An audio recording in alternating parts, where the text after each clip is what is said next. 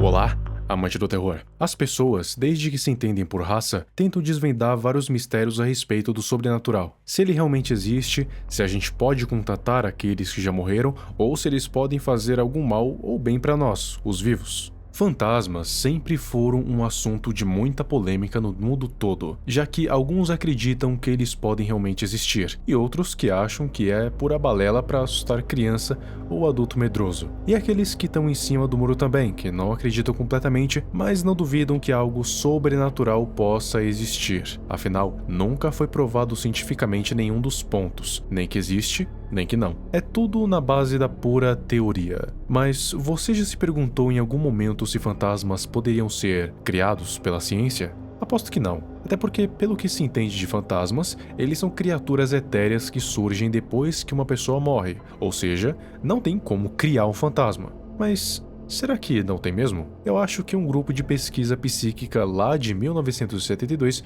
discorda um pouco disso. Agora, você vai conhecer um experimento estranho feito nessa época, em que um grupo de psíquicos testaram uma coisa para ver se era possível criar um fantasma artificialmente, mas não usando algum tipo de artifício científico ou futurista, e sim apenas usando o poder da mente, o subconsciente, a criatividade e a imaginação. Será que com essas coisas é possível criar algo que se assemelhe a um fantasma? Pode acreditar, deu certo. Bom, qual que era o primeiro passo? Recrutar um grupo de pessoas que não tinham qualquer ligação com espiritualismo, religião ou sequer tinham nenhum tipo de dom psíquico, já que a ideia era que seria possível criar um fantasma mesmo que não se tenha nenhum tipo de ligação com o sobrenatural de forma nenhuma. Uma pessoa completamente normal, ou nesse caso, um grupo de pessoas normais, conseguiria dar vida a um ser desses. Basta que acreditasse nisso. Assim começa o nascimento de Philip.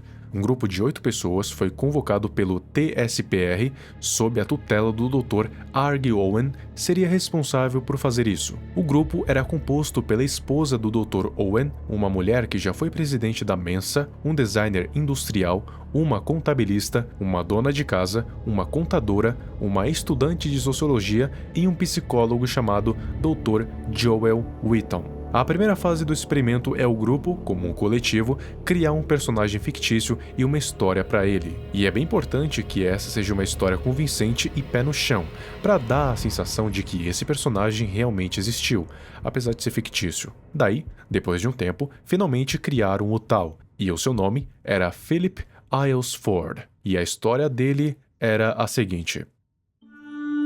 Philip era um aristocrata inglês, vivendo em meados de 1600, no mesmo tempo que Oliver Cromwell. Ele era conselheiro do rei e era católico. Ele se casou com uma linda e fria mulher, Dorothea, a filha de um nobre vizinho. Um dia, enquanto vagueava pelas fronteiras do estado, Philip chegou a um acampamento cigano e lá viu uma linda garota cigana de olhos escuros e cabelos ruivos, Margot, e instantaneamente se apaixonou por ela. Ele a trouxe de volta secretamente para morar na portaria, perto dos estábulos de Diddington Manor, a casa de sua família. Por um tempo, ele manteve esse amor em segredo, mas eventualmente Dorothea, descobrindo que ele estava mantendo alguém lá, encontrou Margot e a acusou de feitiçaria e de roubar o seu marido. Philip estava com muito medo de perder a sua reputação e as suas posses para protestar no tribunal de Margot, e então houve a certeza de que ela era uma bruxa e foi queimada na estaca. Philip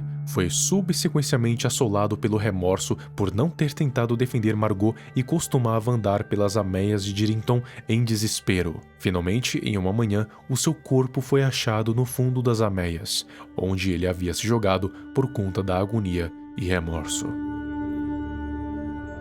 Bom, essa é a história que eles criaram, e tinha tudo para dar certo. Era bem mórbida, sombria, com um início não tão feliz e um final ainda pior. Ou seja, um prato cheio para teorias de que o fantasma de um tal aristocrata inglês estaria vagando por aí por causa que não conseguiu descansar em paz e levou todo o remorso que tinha em vida para sua morte, assim retornando como um espírito em agonia. Agora que tinha o material, que era a história, agora tinham que de alguma forma fazer esse fantasma ganhar vida. Essa parte já é um pouco mais abstrata, porque não tem só um modo de se comunicar com espíritos, e sim vários. Ainda mais se comunicar com um que sequer existia até agora. Então, a situação complicou ainda mais. O que eles fizeram foi discutir detalhes a respeito da história, meditar sobre ela e sobre Philip, e tentar ter uma visão clara dessa alucinação repentina, todas as ações para ver se eles conseguiam fazer ele virar realidade. Eles ficaram tentando fazer isso durante nada mais,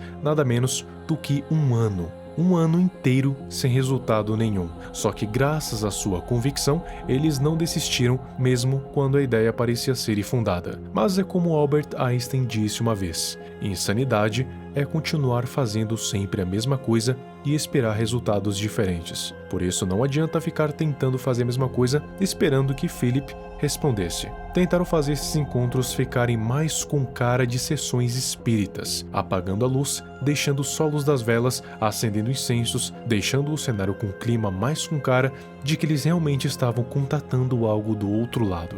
E surpreendentemente, isso deu certo. Em uma certa noite, Philip, o fantasma criado, começou a se manifestar. Não fisicamente, claro, mas na forma de pequenas batidas na mesa. Sabe aquele clássico, né? Uma pra sim, duas pra não.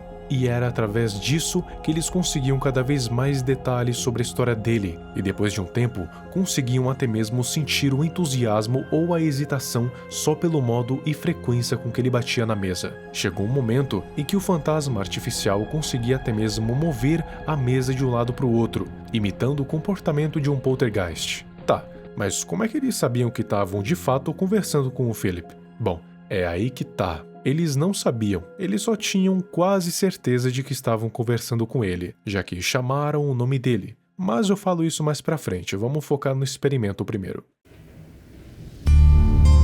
Como o Philip era um fantasma criado a partir da imaginação, ele tinha limitações, claro, e uma delas estava nas informações que ele conseguia dar. Apesar de conseguir dar detalhes da sua história, as informações ainda permaneciam as mesmas, nunca algo que os estudiosos desconheciam, ou seja, falava das mesmas coisas, talvez em formas diferentes, e todas essas respostas pareciam vir do subconsciente deles. Ian até disse que ouviu uma voz sussurrando no ouvido dele, mas o microfone específico que estava lá no lugar não conseguiu captar nada.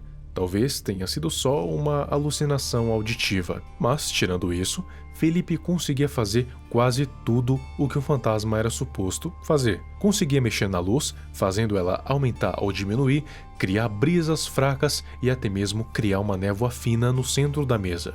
O que isso quer dizer é que, apesar de ser um fantasma criado, Philip ainda podia se manifestar, e chegou finalmente a hora desse experimento ser mostrado ao público, mais especificamente a uma plateia ao vivo de 50 pessoas, e uma filmagem que seria mostrada na televisão. E essa filmagem realmente existe, tá passando aí de fundo, mas você pode achar fácil na internet. É só digitar algo como Philip Experiment 1972, que você consegue achar. Geralmente em filmes ou séries que tem fantasmas, essas criaturas parecem querer que a vítima se passe de maluca, ou então fica tímido quando tem mais pessoas, assim nunca dando para provar a sua existência. Mas felizmente no caso de Philip, ele foi complacente com o nosso grupo e decidiu fazer todas as suas proezas na frente do público e das câmeras. Isso incluiu tudo: barulhos estranhos, luzes piscando e até mesmo uma mesa levitando. Claro que essa levitação da mesa não foi mais que uma polegada, mas ainda assim foi impressionante. O problema é que, como estava muito escuro no lugar, porque era necessário,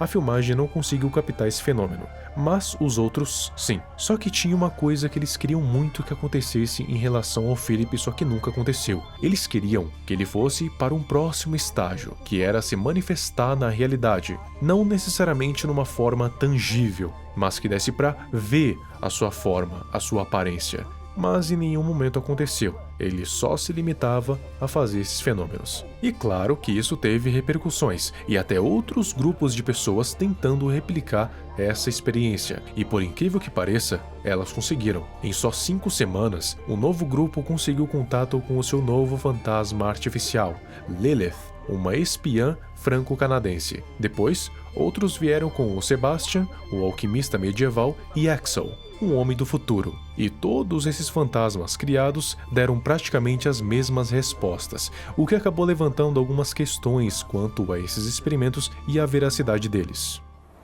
Is it some type of concentration of energy or Is it an elaborate defense mechanism against some deep-seated unconscious conflict? Para ficar claro, o experimento Philip não é uma creepypasta. Ele foi experimento e um vídeo que realmente aconteceu. E justamente por isso algumas críticas e dúvidas são levantadas quanto à veracidade desses testes. Primeiramente, se você reparar, todos os experimentos são repetidos. Eles nunca fizeram nada de diferente. E mesmo quando os outros fantasmas foram criados, ainda assim tiveram resultados muito semelhantes. Isso significa que, por mais que tenha tido aí anos de experimentos, ainda assim todos os testes envolvendo o experimento Philip são considerados inconclusivos. Ou seja, não é convincente o suficiente para ser considerado como verdadeiro, mas não fantasioso o suficiente para ser considerado como falso. Os espíritas acreditam que, ao contatar esses fantasmas, eles na verdade acabaram contatando outros espíritos. Aí entra aquele negócio que eu falei.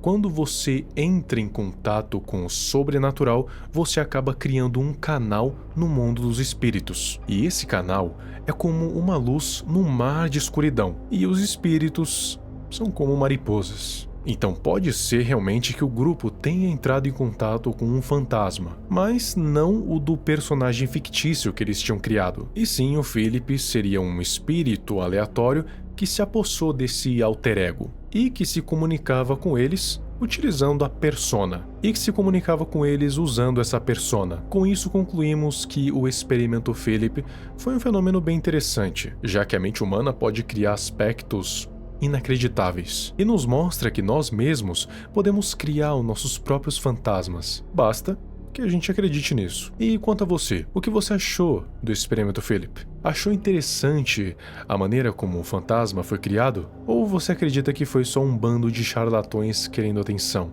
Talvez você também acredite na hipótese de um espírito ter se apossado desse personagem para poder se manifestar. De qualquer maneira, aproveita que você vai descer aqui e me segue nas minhas outras redes sociais, no meu Twitter e no meu Instagram. Garanto que você não vai se arrepender. Uma outra coisa que o experimento nos mostra também é que quando acreditamos em uma coisa, hora ou outra, ela pode virar realidade. Será que isso também pode acontecer com você? Se acreditar que algo pode aparecer no seu quarto de madrugada, vai saber.